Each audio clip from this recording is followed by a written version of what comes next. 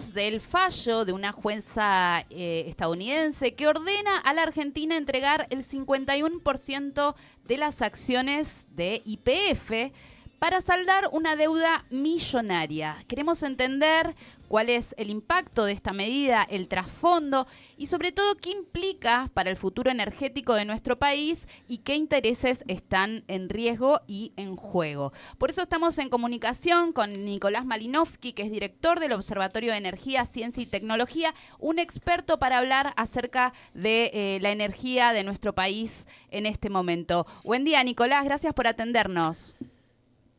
Buen día, ¿cómo andan? ¿Todo bien? Bien, creemos, ¿no? Decinos vos. Con frío encima. Sí. Pero bueno, sí, este fallo la verdad que es preocupante. Cuando dijiste deuda millonaria, se me vino a la cabeza justamente que, primero, que es una deuda que plantea el gobierno norteamericano, que es lo que tenemos que pagar según sus cálculos, pero es menor que la deuda que tomó Javier Milei con el Fondo Monetario Internacional hace pocos meses, ¿no? Para también Ujú. traspolar y comparar cuando hablamos de qué es millonario y qué no es millonario, ¿no? Porque a veces se pierde en el relato en la deuda del Fondo Monetario Internacional. Pero yendo al punto de la entrevista y lo que planteabas, lo de YPF y el fallo de Loretta Preska, que es una jueza norteamericana que hoy ocupa el lugar que tenía el famoso Tomás juez Briesa, que fue quien falló en contra de la Argentina también con los fondos buitres allá por 2015. O sea, es un tribunal que nos tiene acostumbrado a fallar en contra de un país soberano y a favor de fondos especulativos, como es el caso de Buford. Eh, y sí, lo que termina sacando la resolución de la de esta jueza Loretta Preska es eh, que el Estado argentino tiene que entregarle el 51% de las acciones por esta deuda que vos decías de 16 mil millones de dólares Mm. aproximadamente a, a Buford para con eso pagar esa deuda y básicamente nos está pidiendo que entreguemos la empresa de bandera YPF a un fondo especulativo internacional, ¿no? Con lo que eso significa para el conjunto de la sociedad argentina, que Mm. sería perder la empresa de bandera en materia hidrocarburífera, ¿no? Ujú, ujú. Pero ¿cómo llegamos a este punto, Nicolás? ¿Cómo se estructuró este juicio en Estados Unidos? ¿Qué tiene que ver la nacionalización que se hizo en 2012 como para comprender bien la foto completa? Bueno, esto nace, primero, o sea, la historia de YPF nace en el año 1922. O sea, nosotros tenemos una empresa petrolera que tiene más de 100 años, 103 años, cumple este año, eh, bueno, fue siempre con gestión estatal. En el año 92 se privatiza parcialmente YPF y se ingresan capitales privados, pero en ese momento el Estado tenía la acción de oro. Sí, si bien digo, la acción de oro de la compañía. Luego, 1999, si no me equivoco, es que el Repsol se hace el 100% entre el 97 y 99 se hace el 100% del control de la empresa, la compañía Repsol, que es de capitales españoles. Y por 10 años esa empresa empezó a desguazar YPF y empezó a caer la productividad de YPF, que fue la peor gestión de estos 100 años. La gestión 100% privada fue la peor de YPF, con lo cual cuando se habla de que lo privado es mejor, hay que analizar el caso de YPF porque justamente ahí se ve lo contrario. Y en el año 2012, la expresidenta Cristina Fernández de Kirchner, junto con Axel Kicillof, toman la decisión de estatizar YPF o el 51% de sus acciones en Mm. realidad, para volver a tener control del sector energético, porque en ese momento Argentina tenía un déficit energético muy importante y necesitaba energía barata para el modelo de reindustrialización que estaba teniendo la Argentina por aquellos años. Y cuando se produce la estatización, Argentina le paga en ese momento a Repsol, que creo que fue en el 2013, 2014 que se le paga a Repsol, pero cuando se congelan los dividendos, ahí el grupo Eskenazi se presenta a quiebra y vende una suerte de sus acciones sin ofrecérselas a YPF, que era una de las cláusulas que tenía que hacer primero, y las termina comprando el grupo Buford como forma de litigio. No el 100%, sino creo que compró el 70% y el 30% todavía tiene Eskenazi de esas acciones, que las vende por un precio mucho menor. Y bueno, el grupo Buford se dedica a especular con deudas a futuro. Y bueno, ya desde el 2014, 2015, que viene este grupo haciendo juicios contra YPF para que la justicia norteamericana falle a favor de ellos y quedarse con la compañía estatal, en este caso, de producción de hidrocarburos, que no solo es el control de la compañía. Si esto sucediera, se quedaría con el control de Vaca Muerta, básicamente, que ahí es donde está, creo que el punto en cuestión, porque quien controle Vaca Muerta va a controlar el segundo yacimiento de gas no convencional del mundo y el cuarto en petróleo, ¿no? Así que ahí es la discusión de fondo, a mi parecer, de que hay en esta discusión, ¿no?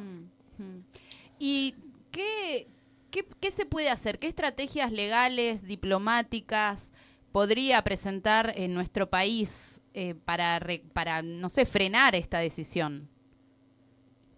Bueno, primero, yo creo que hay como un doble uso por parte del gobierno nacional de esta situación. No es menor, siempre Loreta Presca aparece cuando hay un proceso electoral en Argentina, con lo cual acá hay un uso electoral de este fallo para seguir socavando o denostando al peronismo, en este caso la figura de, como ya Cristina está proscripta y presa domiciliaria, bueno, ahora se están encargando de socavar la figura de Axel Kicillof, producto de esta decisión, y 15 días antes del cierre de lista en la provincia de Buenos Aires. Porque esto también sucedió en el año 2023. Loreta Presca salió con un fallo que después apeló a Argentina, pero fue también durante el proceso electoral para barrar la cancha, como quien dice. Y después, bueno, las acciones, ahora el presidente Milei primero insulta a Kicillof y luego dice que el gobierno nacional va a apelar. Yo creo que el gobierno nacional debería apelar y buscar también apoyos regionales, que los tiene, para revertir esta situación. Y después, por otro lado, pero bueno, hay que ver cuál es la predisposición del gobierno nacional. No nos olvidemos que Javier Milei, desde que asumió, y de hecho en campaña, ella decía que YPF tenía que ser privada, con lo cual esto puede vehiculizar hacia una privatización. No nos olvidemos que YPF estaba, digamos, en el primer modelo de la ley de bases que se presentó en el Congreso de la Nación, donde había 47 empresas sujetas a privatización, y entre ellas era YPF, que luego se sacó de ese listado, pero el objetivo final de este gobierno es privatizar todas las empresas del Estado y más las vinculadas al sector energético. Y también hace 15 meses que viene gestionando un poquito más este gobierno, y al no poder privatizarla a YPF, sí la han ido, o está en un proceso de desmantelamiento silencioso, si quiere, porque han ido desprendiéndose de las áreas maduras, los campos maduros. Se está concentrando su inversión en Vaca Muerta, y quien ha ido recolectando o comprando esas áreas ha sido, por ejemplo, el ex secretario de Energía de Iguacel, de Mauricio Macri. Así que bueno, hay que ver qué medidas toma el gobierno nacional, pero sí creo que el conjunto de la sociedad argentina tiene que estar en un estado de alerta, porque perder YPF sería muy grave para el presente y el futuro de la Argentina, y sobre todo entendiendo lo que es el valor que tiene para el desarrollo de una sociedad el sector energético. Hace años que venimos discutiendo cuestiones tarifarias, y en el caso de perder YPF y perder el control del sector energético en Argentina, que hoy está cada vez más concentrado, eso también hay que decirlo, sería perjudicial para el conjunto de la sociedad argentina. Entonces, creo que la sociedad tiene que tomar conciencia de qué significa YPF, de qué significa Vaca Muerta, y bueno, empezar a dialogar y a discutir para hacer una defensa soberana sobre los recursos energéticos, en este caso del país.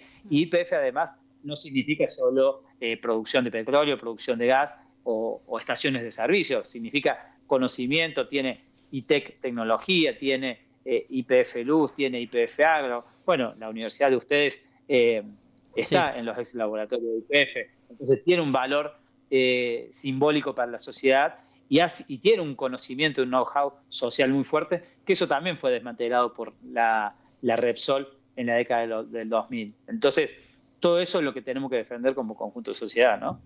¿Y te parece que la ciudadanía argentina percibe la importancia real que tiene YPF y que tiene este fallo avasallando nuestra soberanía? Hay sectores, los más activos, sí. Yo creo que no hay una conciencia, y eso es lo que tenemos que trabajar desde los medios de comunicación, desde radios comunitarias como la de ustedes o radios universitarias. Creo que sí hay una responsabilidad por parte de quienes conocemos y trabajamos en el sector energético de difundir en la sociedad el significado que tiene este fallo y la importancia de YPF.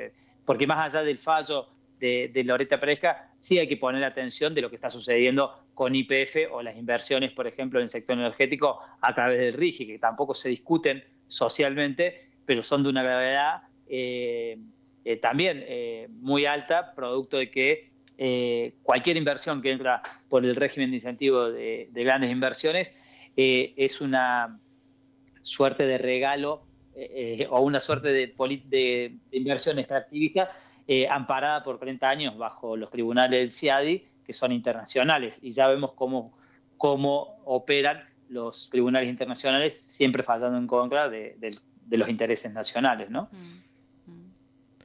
Nicolás, ¿podés, no sé si por ahí lo tenés claro, porque digo, este es un caso inédito en el mundo, ¿no? El fallo contra una empresa de energía nacional, pero ¿tenés idea qué puede llegar a pasar si Argentina no acata, digamos, el fallo de la jueza Presca? Yo esperaría que no lo acate, ¿no? O sea, Mm, claramente, pero, o sea, acá también no hay que perder de vista el vínculo que tiene el gobierno nacional con Estados Unidos. No nos olvidemos que el presidente nacional es un aliado de Donald Trump y ha dicho claramente que va a hacer lo que sea necesario para estar vinculado a Estados Unidos.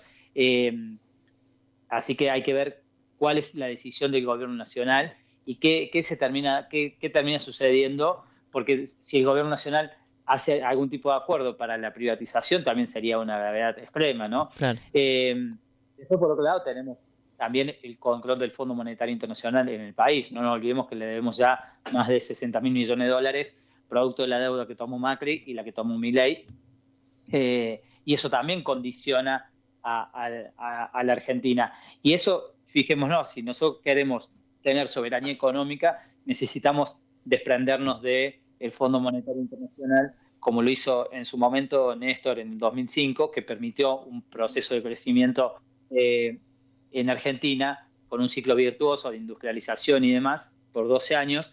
Eh, y si nosotros quisiéramos volver a un ciclo similar, deberíamos sacarnos el Fondo Monetario encima y para eso necesitamos la explotación de nuestros recursos naturales y el ingreso de divisas para poder hacer frente al proceso de endeudamiento y cancelar toda la deuda que se pueda para poder empezar a crecer de forma genuina en el país. Pero fijémonos cómo nuestros recursos naturales están siendo acaparados, o ya sea por el fallo de YPF de Loreta Presca, que le entregaría el control de los hidrocarburos a un fondo especulativo como Bufor, y a su vez todas las inversiones que entren por el RIGI, todos los dólares irían toda la ganancia que sacan esas empresas no quedarían en el país, sino que se van al exterior. Mm. Entonces, la situación es muy compleja. ¿Y qué puede suceder de acá a los 14 días que dio Loreta Presca? No lo sé, pero espero que el gobierno nacional tome cartas en el asunto e intente una suerte de salvar la empresa, que dudo mucho de que eso suceda, ¿no? Sí. Bueno, sí, van a quedar claras las intenciones con respecto a la soberanía, eso seguro. No, tal cual. Y bueno, hay que ver, y no es menor también, o sea, porque hay presiones, o sea, Javier Milei, si bien se alinea y hace todos los deberes que le pide Estados Unidos, tampoco la tiene tan fácil, ¿no? Estos días también salió el JP Morgan a advertir de la situación financiera en Argentina, con lo cual es interesante verlo como plantea Cristina Fernández de Kirchner, que este modelo económico es el modelo yogur, ella lo denomina como que tiene fecha de vencimiento, ¿no? Así que bueno, es una suerte, como que está confluyendo muchas cosas en el país, o sea, hay persecución política, persecución política con las compañeras que vemos detenidas en estos días, privadas de libertad, con una suerte de arbitrariedad, o sea, todo eso es parte de esta estrategia económica de avanzar sobre la riqueza nacional, que en este caso lo último que queda son los recursos naturales en Argentina, ¿no? O sea, si el gobierno nacional se pone a disposición o se alinea con los intereses internacionales que están en búsqueda de recursos naturales, no nos olvidemos también que el mundo está en una crisis de hegemonía, que la energía está en disputa a nivel mundial y Estados Unidos está como un pulpo queriendo agarrar todos los sectores de recursos naturales. No nos olvidemos qué le pasó a Ucrania después del conflicto con Rusia, que vino a Estados Unidos y le hizo firmar, bueno, yo te presté tanta guita para armamento, ahora el control de las tierras raras, de los hidrocarburos de Ucrania, lo tiene Estados Unidos, ¿no? Entonces vemos como hay una suerte de apropiación por parte de Estados Unidos y claramente América Latina es su patio trasero, según su concepción, y siempre va a estar moviendo intereses para apropiarse o controlar los recursos energéticos, ¿no? Y no solo vaca muerta, también hay un montón de cuestiones que tenemos que empezar a discutir, por ejemplo, con el caso de el offshore en Argentina, la soberanía en Malvinas, que hoy está ocupada ilegalmente por los británicos, pero ahí también se está explotando el petróleo en el mar por parte de Inglaterra, asociada con una petrolera de Israel, ¿no? Entonces, claramente todo esto encaja en una dinámica geopolítica que tenemos que interpretar para actuar en consecuencia, ¿no? Tal cual, sí. Vienen por todo, se nota demasiado y todo a la vez. Es cierto que el modelo económico no está resultando y parece que están apurados para sacar todo. Nico, la última, te pregunto, quizás más disruptiva, pero si pudieras preguntarle algo, una sola cosa a la jueza Presca, por ejemplo, o a los fondos que demandan en este caso, ¿qué les preguntarías, qué les dirías? Yo creo que no hay una posibilidad de diálogo con esos intereses, digamos. O sea, hay que hacer una posición de Argentina en un corte, porque ¿qué podemos dialogar con fondos buitres que lo único que buscan es especulación a costa de la miseria del pueblo argentino en este caso, ¿no? O sea, claramente no hay posibilidad de diálogo, así que yo no tengo ninguna pregunta para hacerle, digamos. Sí, sería al revés, digamos. O sea, sí pensaría en cómo desde los sectores populares en Argentina nos organizamos para hacerle frente a estos poderes económicos o políticos o judiciales en este caso para defender la soberanía nacional, pero no creo que haya un punto de diálogo para revertir esto, porque esto, fíjense, ya tiene más de casi 10 años y lo que hacen es especular y ver cómo se van quedando con los recursos de Argentina, ¿no? Y cuando veíamos recién cómo concientizar a la población argentina en términos del sector energético, bueno, yo creo que desde el lugar primario de cómo hoy por ejemplo, hay crisis de abastecimiento de gas, hay crisis de abastecimiento de energía eléctrica, bueno, todo eso es parte de una falta de planificación estatal, de una falta de obra pública en infraestructura, donde solamente el sector energético está puesto a consideración para exportación de gas, petróleo, litio, cobre, oro, para abastecer las demandas que hoy necesita la nueva etapa del capitalismo que está surgiendo, digamos, a base de transición energética, infraestructura digital y demás, que tiene una fuerte demanda de estos recursos. Y bueno, eso es lo que está, el modelo que propone Javier Milei, ¿no? Entonces, desde ahí podemos discutir con la sociedad, porque fíjense, Argentina es una región rica en recursos energéticos, pero las familias argentinas tienen que destinar más del 30-40% de su salario para abastecerse de energía, y más ahora en invierno, ¿no? Y encima, con los costos que hay elevados, el servicio es de pésima calidad. Bueno, esto se va a ir recrudeciendo más porque el gobierno nacional paralizó todo lo que es obra pública desde diciembre del 23 a la fecha, y solo está promoviendo infraestructura de gasoductos que vayan al puerto de Río Negro, gasoductos que vayan hacia Chile, oleoductos, todo lo que es infraestructura para exportación y no para el autoabastecimiento interno, ¿no? Tal cual. Bueno, muchísimas gracias, Nicolás, por tus minutos. Queda clarísimo que este conflicto excede lo legal, lo judicial, que tiene que ver más incluso con soberanía, con sociedad, más allá de que quieren quedarse con nuestros recursos en disputa, recursos estratégicos, ¿no? Como YPF. Muchas gracias por ayudarnos a comprender el tema. No, gracias a ustedes, y bueno, un saludo a toda la comunidad ahí de la radio de la Universidad de Jaureche, y cualquier cosa a disposición. Gracias, un saludo, Nico. Hasta luego, chao, chao. Nicolás Malinowski era director del Observatorio de Energía, Ciencia y Tecnología, que nos ayudaba a entender el impacto y el trasfondo de este fallo que promete o quiere sacarnos el 50%.